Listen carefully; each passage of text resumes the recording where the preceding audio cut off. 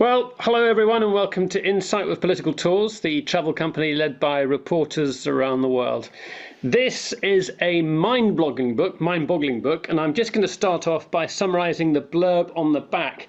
Amid the chaos of January the 6th, internet conspiracy theories, and political upheaval, there is a darker plot, a nexus of people plotting to overthrow the Republic and prepare the ground for a period of epochal change. It sounds absurd, but you might agree with it once you've read the book. And its author is here with us. He is Gabriel Gatehouse, the BBC correspondent. Hello and welcome, Gabriel.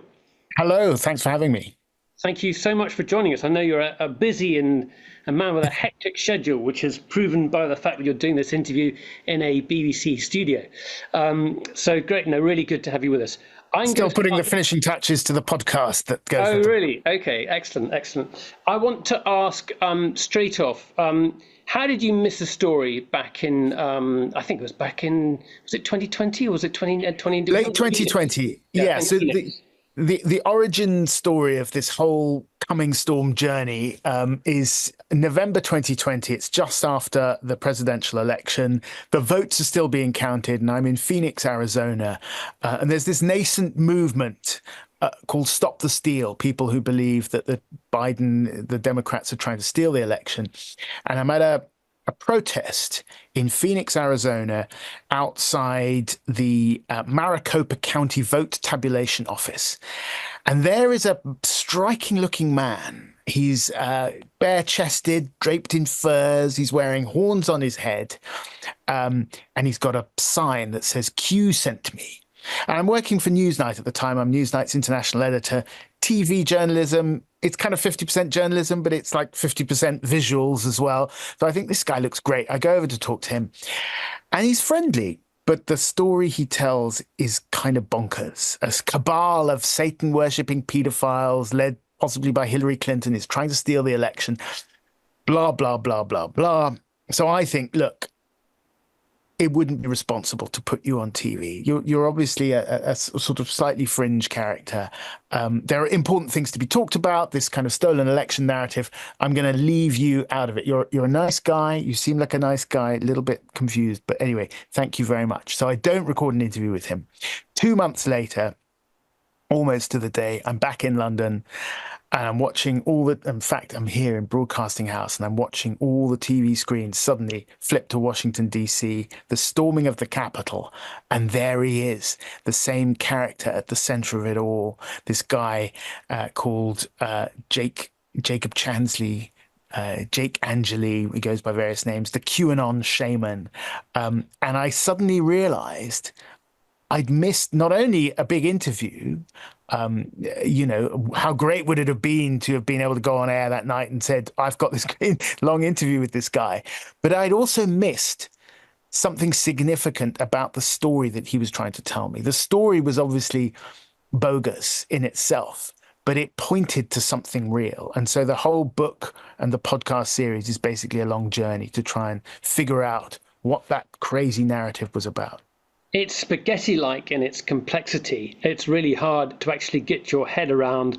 There's so many different conspiracies are out there, but your book does it, your podcast does it in huge detail. And sometimes I'm feeling lost and I can't sort of get a grip of all the names and can I remember what's going on here, what's going on there. But that's really not the point. The point is there's massive things all happening now. Before we go and explain that any further, I want you to take us back to the 15th, early 16th century and talk about a chap called Heinrich Kramer. And the parallel here is the eve of the information revolution, another information revolution, and that's the print. Tell us what Heinrich Kramer was up to. Well, so yes, there's this German priest called Heinrich Kramer. He was actually an inquisitor for the Vatican. So his job was to sort of secure the writ of Rome and make sure heretics didn't, take root in the part of the Roman Empire, the Holy Roman Empire that he was sort of in charge of, which was southern Germany. And there are quite a lot of heretical sects around at the time. Lots of people are sort of just like chafing at the writ of Rome. But he gets obsessed with witches. He believes that every town and village in Europe is riddled with sex-obsessed satanic witches, and he decides to root them out. And what's interesting about this period is that this idea that we have now in the West today still of kind of witches flying around on broomsticks with magic potions doing evil deeds. This wasn't really the narrative about witches in Europe at the time. People believed in witches, but they kind of accepted them as part of the tapestry of medieval life, people who would lay charms or relieve you of spells. It was just kind of normal part of accepted life. But this guy, Heinrich Kramer, gets obsessed with this kind of sex-obsessed evil vision of witches, and he writes a book about it. Before he'd written the book, he tried to run various trials against witches, and various towns, and I think even Vienna got, was it Vienna or not? I don't know. Innsbruck, yes. Innsbruck. They got fed up with him. This guy is a crank. The clergy, the clerical establishment, they just want him gone. They think he's a total maniac and a loon, and they kick him out of town. And so he's sort of wounded and hurt, and he goes off and sits in a room somewhere for 6 months and writes this long crazed screed called the Malleus Maleficarum, the Hammer of Witches. And it's basically a how-to guidebook for how to identify, capture, torture, and then kill a witch. And yeah, it's a pretty bonkers text. I mean, I've read large parts of it, and it's properly mad. And indeed, as I said, the clerical establishment at the time, this is the 1480s, end of the 15th century, think he's pretty bonkers. But one thing has changed in the last couple of decades that mean that Heinrich Kramer can spread his bonkers idea beyond, the taverns of Cologne or wherever it is that he ends up writing it. And that is the invention of the printing press. The printing press has been invented just down the road from where he is by Johannes Gutenberg a few decades earlier. And now, basically, anyone who's got the money and can write can produce texts and can produce them at scale. And this is exactly what Heinrich Kramer does. He produces this book, he prints it, and historians say that you can see this book traveling along the trade routes and arteries of Europe, spreading witch fever like wildfire as it goes. So Europe goes from a place where kind of witches are accepted as sort of a normal part of medieval life to all these trials, these hangings, these torture trials, etc., that goes on for about 200 years. The reason I bring this up in the book is because I had, by total chance, during COVID lockdown, just before flying out to America and meeting the Q shaman, done an online drawing class, which it was kind of on Halloween. It was witch themed, and one of the teachers taking this class had told me this story of Heinrich Kramer, and I kind of lodged it in the back of my brain.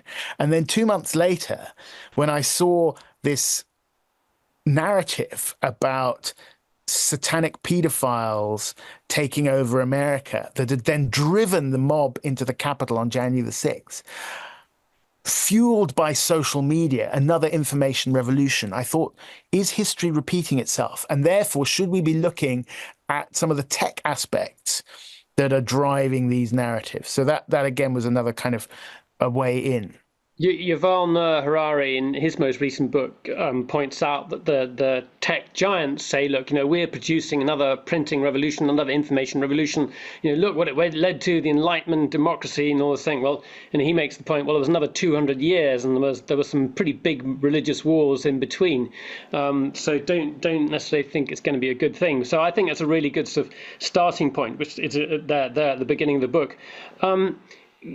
Well, there's so much to talk about, and one has to distill it into a short period of time. But I think the next thing to talk about is really teenagers in basements, and how the internet gives a purpose to people who really otherwise have got not much to do and feel alone. And this is an enormous period for them in which to express their own ideas, freedom, empowerment. And that, so I want to talk about 4chan and then 8chan and then where that leads to. Yeah. So, yeah, the book sort of picks up at some point in the mid-noughties. So we're talking about the aftermath of the 2008 financial crisis. We're talking about the rise of social media companies like Facebook, Twitter, and all of these things. And sort of Facebook and Twitter are the kind of social media platforms that you can see above the surface. But beneath the surface, there was this other message board called 4chan. It was very much kind of the Wild West of the internet in the early teens of the 21st century. It's a place of trolls and pranksters and people playing role-play games. It's known as LARPing, people pretending to be high-level insiders inside the FBI, the CIA, dropping little clues as to massive investigations that are going on. But really, the teenagers who are on this, teenagers and young adults really, who are on this site, who are quite often, as you say, Nick, people who are sort of still stuck in their parents' basements with few prospects in life, spending all their life on the internet.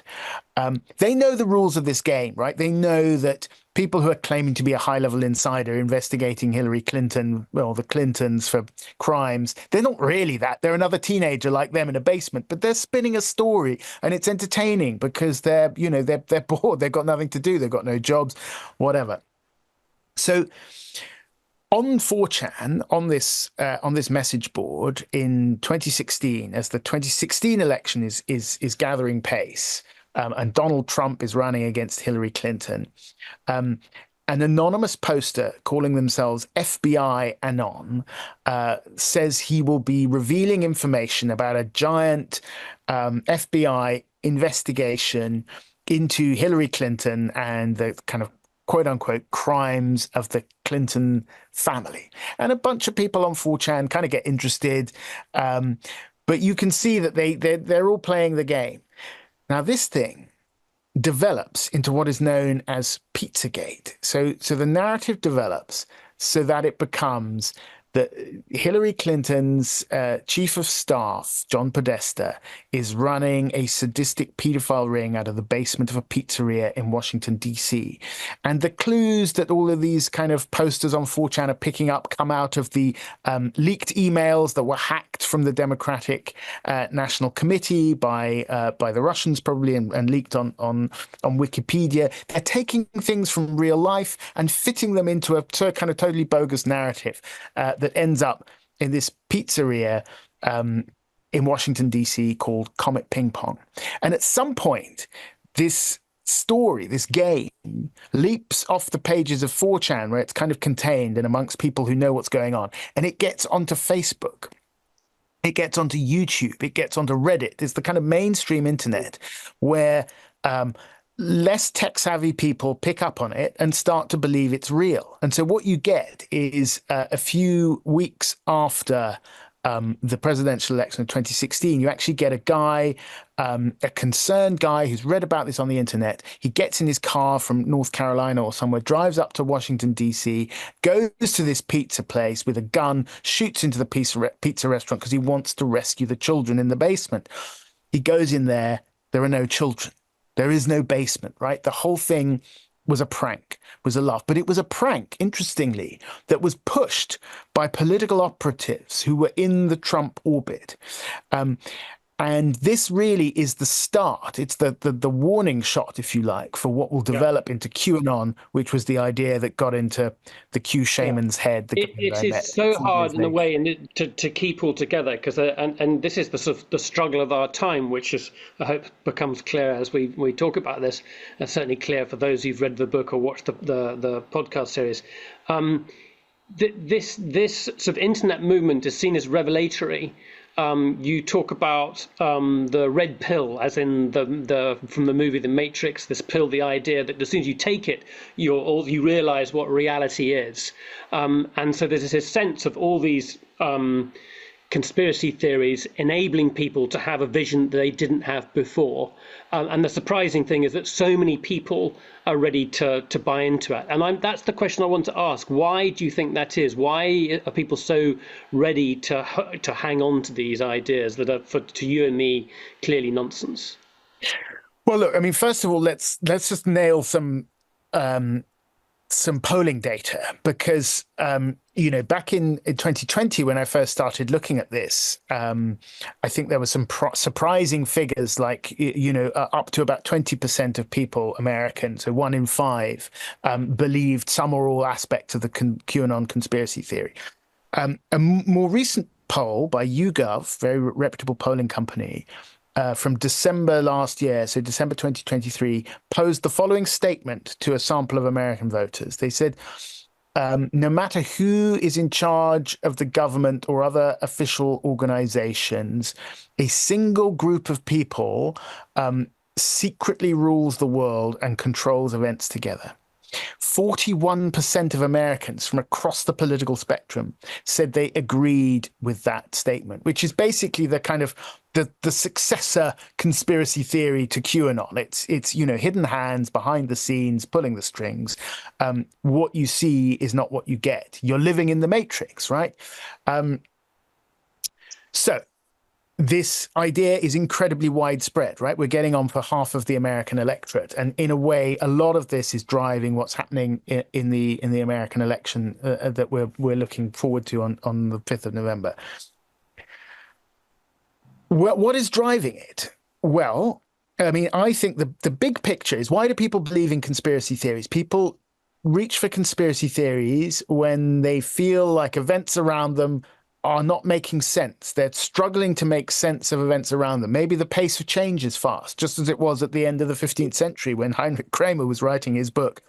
So now, big technological changes have come down the tracks. Even bigger ones are coming down the tracks. Artificial intelligence, all the kind of potential job losses that may involve, climate change, deep fakes. People don't know what's real anymore.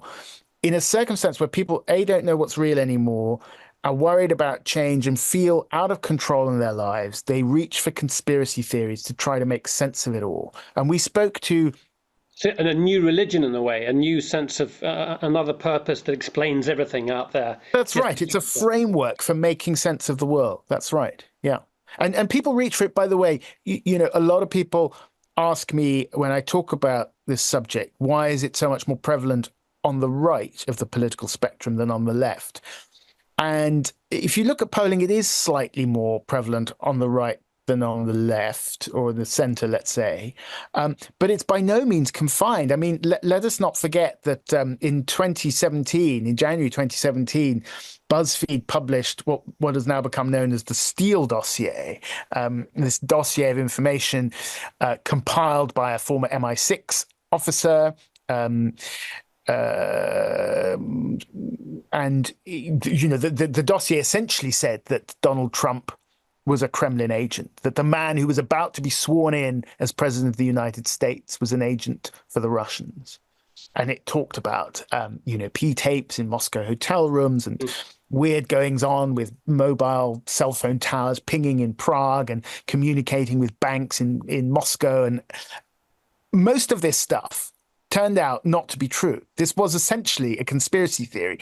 There were grains of truth, right? The Trump campaign had been talking to the Russians, but the idea that the president of the United States, the man about to become president, was a Kremlin agent was a pure conspiracy theory. And it was a conspiracy theory that the media establishment in the United States, and to an extent in the UK, totally bought into. Yeah. So there's that willingness to, explain away everything by a conspiracy. Yeah, I mean, this was a thing.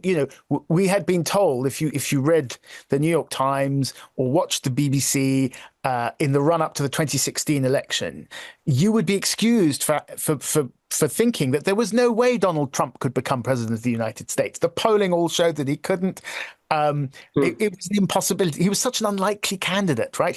He broke all the rules of political campaigning. Then he became president, so the impossible had happened, and so you needed a way of explaining how that had happened, and Russia was the way of explaining it. In a moment, I want to talk about coups, more recent and ancient, a so-called Brooks Brothers mob, and an attempted coup from the 1930s that perhaps a few of us know about. But I want to focus now on libertarians and oligarchs. Can we go back to a book written in the late 90s? And the reason is that this gives us a real strong ideological framework for libertarians and some very, very influential people. Tell us about the book, The Sovereign Individual, who wrote it and what was it predicting? So The Sovereign Individual was published in 1997, and it was written by William Rees-Mogg, Lord William Rees-Mogg, father of Jacob Rees-Mogg, until recently British Member of Parliament, big Brexiteer. He was sort of a grandee in British life, really, a former editor of the Times of London, on the board of the BBC, chairman of the board, and an American investor called James Dale Davidson, who ran an investment newsletter. They ran this newsletter together, and their newsletter sort of sent out kind of tips about what companies to invest in. During the 90s, this time of kind of quite big technological change, right? The internet is coming on stream. So apart from doing their newsletter, they write this book, and it's called The Sovereign Individual. And the subtitle is Mastering the Transition to the Digital Age. And it's, considering that it's written in the mid-90s, it's incredibly prescient, right? So it predicts cryptocurrencies, it predicts all sorts of things, the kind of turbulence that we're now seeing as a result of the internet. It predicts a lot of these things. But it's not worried about this. In fact, it celebrates all this turbulence. It's basically a handbook for how to profit from the coming turbulence, mastering the transition to the digital age. And what it says is that in the future, nation states, basically computer technology will disrupt the ability of nation states to do the usual jobs of nation states, collecting taxes, running the basic infrastructure of the state. And nation states, democratic nation states will collapse. And in their place, sovereign individuals will rise, hugely powerful corporate business people who will rule the world with power that is alike to the gods of Greek myth. So this is their vision that they put forward with some glee, it has to be said, in the mid to late 90s. Now, it's an advert for the freedom of the individual against the tyranny of the state. Correct. It's a libertarian, almost sort of anarcho-capitalist sort of handbook, if you like. And the reason I got interested in this particular book was because it intersected with many parts of my investigation into the conspiracy theories around the Clintons that sort of formed the basis of QAnon. So these two, William Rees-Mogg and James Dale Davidson, had been involved very much in sort of seeding a conspiracy theory about a lawyer in the Bill Clinton White House in the 1990s that had been pushed quite hard. But then also this book was the favorite book of Peter Thiel, who is a big Silicon Valley investor, a very powerful guy in Silicon Valley, one of the first investors in Facebook. He set up PayPal with Elon Musk in the late 1990s. And Peter Thiel has said this is one of his favorite books, one of his most influential books. And he is simultaneously backing a movement that is a current movement called the Network State Movement, which seeks really to make the world that the sovereign individual imagined, a post-nation state world, turn that into a reality. It's called the Network State Movement, and Peter Thiel has given it quite a lot of his financial backing. So what I do in the book is I'm trying slightly to play with this idea of conspiracy theories and what happens when you start making links between occurrences and events over time, over place in history. Do you become a conspiracy theorist yourself? So in the book, I slightly sort of fall down this rabbit hole of my own creation, whereby I sort of become convinced that maybe William Rees-Mogg and James Dale Davidson were seeding this kind of conspiracy theory in the 90s in order to create turbulence down the line that would then result eventually in the storming of the Capitol in January 6th, all in furtherance of the idea that Peter Thiel, these big Silicon Valley investors, had in mind of kind of creating a post-democratic world. Now, you quote Thiel saying, "I think we'd have a much healthier society if we had somewhat more skepticism, somewhat more misinformation, somewhat more crazy conspiracy theories, a healthier corrective to a sort of centralized totalitarian one world state. I'll take the QAnon and Pizzagate conspiracy theories every day versus the Ministry of Truth." So Thiel and Musk, it has to be said, want this world, and they are active. If we look at Musk on stage jumping up next to Donald Trump and giving him $75 million, they're behind it. Well, yes. I mean, I think so. This is the tension in the book, really. It's between seeing the forces of ideas that play themselves out over decades in history, and then kind of turning to can you point to individual actors and people who are involved and are actively making this happen? Because there is a fine line to be walked, and I try and walk it in the book, between, as I say, seeing the forces of history and becoming a conspiracy theorist. So while I think I conclude at the end of the book that the forces that Rees-Mogg and Dale Davidson identify in the 90s are forces that have been harnessed by the likes of Peter Thiel and Elon Musk because they agreed with their ideological vision of where the future ought to go, it would be too much to say that they sat around in the early 90s and said, aha, let us see the conspiracy theory about a White House lawyer who committed suicide. Absolutely. And then, hey, presto, 25 years later, we shall have a mob storming the Capitol.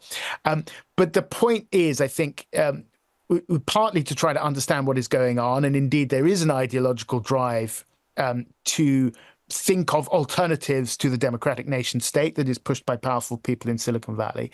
But the point is also to try and explore a little bit how we reach for narratives in trying to make sense of things. So just as I was trying to understand people trying to make sense of the world through QAnon, I am also trying to make sense of this complicated story, and I'm just trying to explore the places where it's easy to overreach and over-explain and put too much narrative. Yeah, I mean, I think you do that very successfully. I mean, let's talk about the kids in the basement. QAnon comes out of that. It's not a conspiracy. It's a tumbling of events. Rees-Mogg and didn't have a chat with Peter Thiel, and Peter Thiel hasn't done a deal with QAnon. But they're all coming together at the same time. And I also think it happens in the United States, where you have a constitution that stresses the tension between the freedom of the individual and the tyranny of the king, if you like. It's very much sort of impact of the revolution and that kind of thinking. I want to come back to one element, and that's the idea of coups and the idea that the political operatives are very happy to use these forces to their own advantage. I wanted to talk, and we're going to run out of time. Anyway, I want to give people the opportunity to have questions. I was going to talk about the idea of a coup in the 1930s, and maybe we'll come back to that. But Nick Coolish, reporter for the Wall Street Journal, then the New York Times, was there in Florida when we had the great Hanging Chad story, and he noted something quite remarkable, and that points to the readiness of political operatives to use turmoil to their own advantage. Yes, so this is the Brooks Brothers riot in 2000, a much forgotten about event. I mean, I think we will remember in 2000 the disputed Florida count, when Al Gore, as Bill Clinton's vice president, was the candidate for the Democrats, and George W. Bush was his challenger for the Republicans.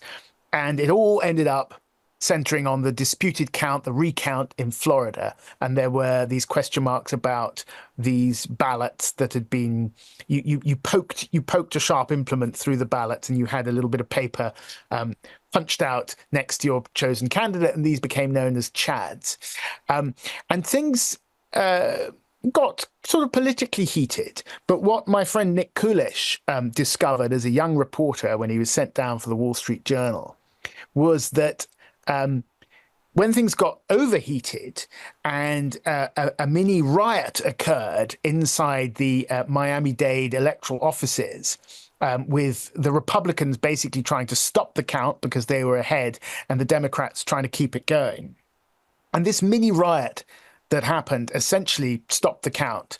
And the point there is, as the count went on, they were finding more Democratic votes, and then it was more likely that Gore was going to become... Yeah, exactly. The Democrats thought that if the count went on, they would have a higher likelihood of winning. The Republicans were already ahead. They had no reason to keep the count going. Anyway, this riot happens. And what Nick Coolish discovers, who's a friend of mine, we reported together from East Africa for a while. This is his kind of first big assignment as a journalist. And what he discovers is that this mini riot that has been forgotten about was in fact a confected riot. It was staged, if you like, by a group of Republican operatives sent down from Washington at the expense of Republican HQ. So it's this sort of little mini occurrence that, as Nick put it, was like a sort of prelude to January the 6th. That was a sort of a riot that was somehow, at least in Nick Coolish's vision, instigated, pushed by political operatives who saw it as being to their advantage. This is the worrying thing, I think, for everyone, is that there's a readiness, perhaps, to use undemocratic means to seize control over the levers of power. Equally, both people on the left and right talk about democracy being at stake, the republic being at stake, and almost in a way that justifies the means for their own purposes.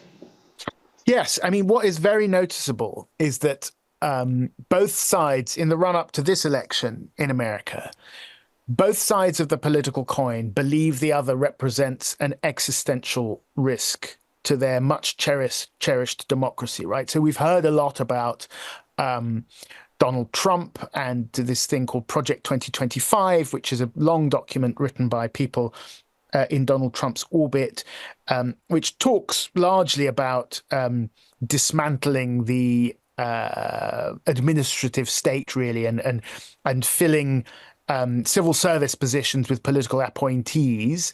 And there's a worry that if Donald Trump gets in, he will use that project and then the Justice Department also to go after his political enemies, thereby eroding trust in the rule of law, the whole system of democracy. But, and I can tell you this from having spent many months and indeed years hanging out with people on the kind of quite heavily MAGA-inflected ends of the political spectrum, is that many of these people genuinely believe that, number one, the 2020 election was stolen.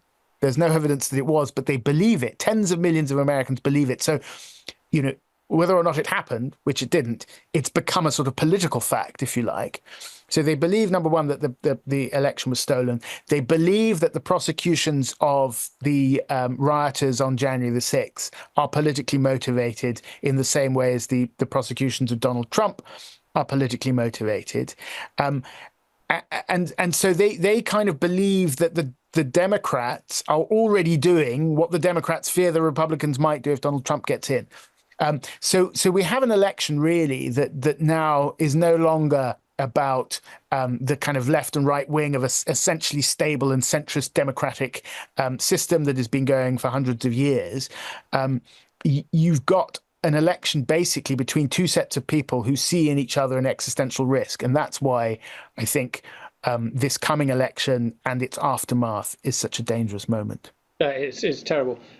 We do have just a few minutes for questions. Normally, people are piling in with questions, but they're obviously taking a huge amount in and processing it all. But please, if you've got a question, please do need to raise your hand immediately or put it in the Q&A box, because we're going to wrap up in about 5-6 minutes time, because Gabriel's got lots of stuff to do, and so have we.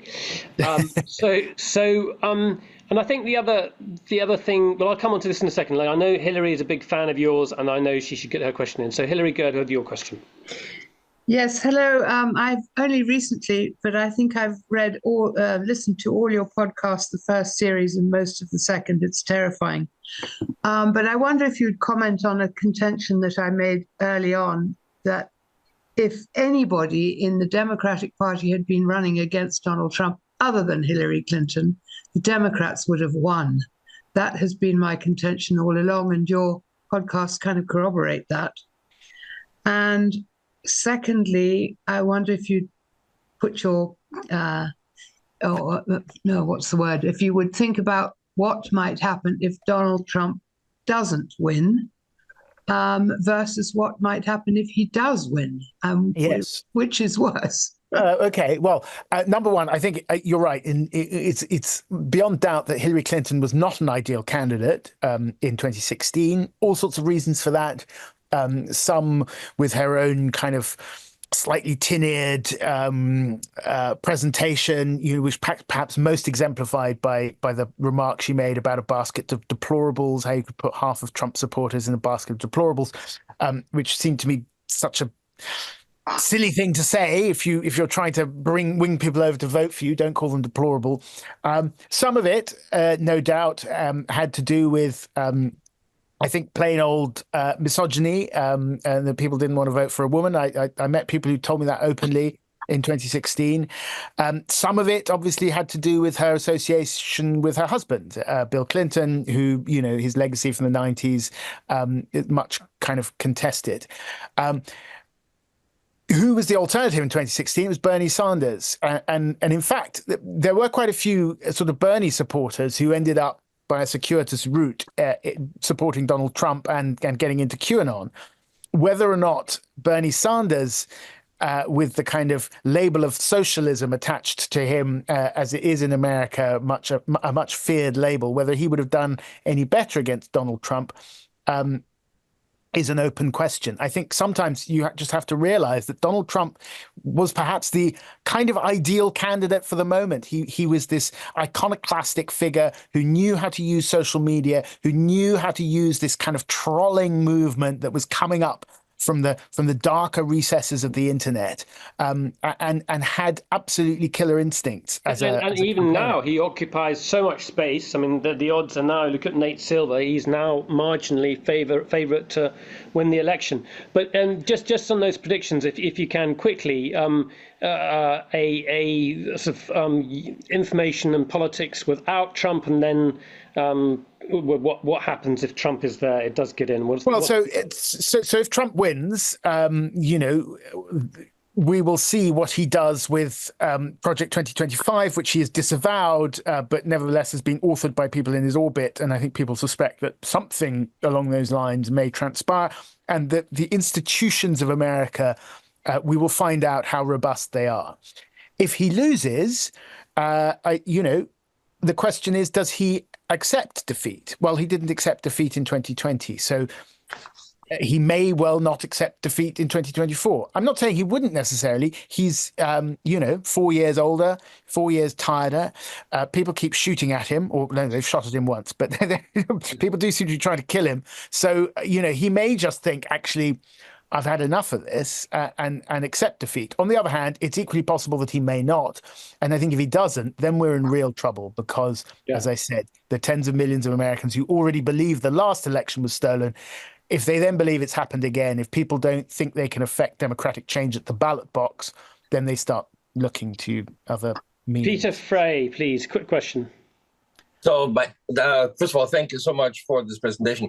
My question is, how does the sane world push back against this almost avalanche of conspiracies that people, such large swaths of the country, believe in? Which is just, as someone who lives in New York, it's hard to fathom. But somehow there must be a way for the pendulum to swing back. And yes. Gabriel, can you also talk about why perhaps left and right is no longer relevant within that context? Yes, I think so. I think so. First of all, Peter, thank you for your question. I mean, I think it's very difficult. I can tell you what doesn't work on an individual level, and that is sort of fact checking. You know, if you come across somebody who's deep in the rabbit hole, deep in a conspiracy theory, you know, fact checking them by saying, yeah, but the restaurant doesn't have a basement. It just doesn't work. You know, it is kind of counterproductive.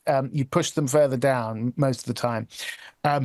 I don't really have an answer for it on a personal level, but I do find that trying to understand people who believe in conspiracy theories is an effective way of dealing with them in an empathetic way, which I think can be the first step towards coming back to a common understanding. Because the big problem is we've lost our common factual framework, right? So I think trying to take conspiracy theories seriously, but not literally, trying to understand what they're trying to tell you, because they are bits of information that tell you about where society's at. That is a good first start to trying to overcome this. What was the extra question that you added on there, Nick? Left versus right. So the left versus right. I mean, you know, I think you can see this election not as a contest between the left and right flanks of American politics, but between the center. The Democrats have essentially become the conservative party, the people who want to conserve the existing political order. And the Republicans under Trump have become the party for the people who believe that American politics and the system, the establishment, is so rotten, so riddled with corruption, that it really needs kind of burning down and rebuilding from the root on up. So it's become a sort of contest between the conservatives, ironically now represented by the Democrats, and the sort of burn it all down people who are and rebuild it, who are represented. And then the question is, what's the direction there? Because it's, you know, libertarian on the one hand and clearly authoritarian, or an indication. There are many different streams to that flank, right? So that, as you say, there are libertarians who believe in less or no government. There are authoritarians who obviously believe in a large amount of control. There are social conservatives. There are social liberals, right? People like Bobby Kennedy Jr. is a very interesting figure in all of this, who sort of spans the left and right, what we usually think of as left and right, and I think sometimes it's less helpful to see it in those terms. That's not to say that the word left and right have lost all their meaning. They still do have. It's just another way of looking at it. Yeah. Tom Wood. How many of these conspiracy theorists are black? I mean, you hear quite a lot of suggestion that underlying all this is a concern by particularly poorer white people that the US isn't going to be a majority white country in the foreseeable future. Yeah, I think a large part of these conspiracy theories are animated by that sense of white fear, and it manifests itself in something called the Great Replacement theory, which is this conspiracy theory that elites are conspiring to basically dilute the white ethnic identity with immigration to such an extent that white people will no longer exist. And you can see, all of that playing itself out in the very ferocious debates over the southern border and immigration. There are obviously real debates to be had about the effects of immigration on jobs and on public services and all of these things. But underlying some of it is basically a fear of this kind of Great Replacement theory. So in a sense, there is that kind of white ethnic ethnocentric bias to these conspiracy theories. That said, I have been in these spaces, and they are not exclusively white people. I mean, there are they are, I would say, majority white people, but they're by no means exclusively these QAnon conferences that I've been to.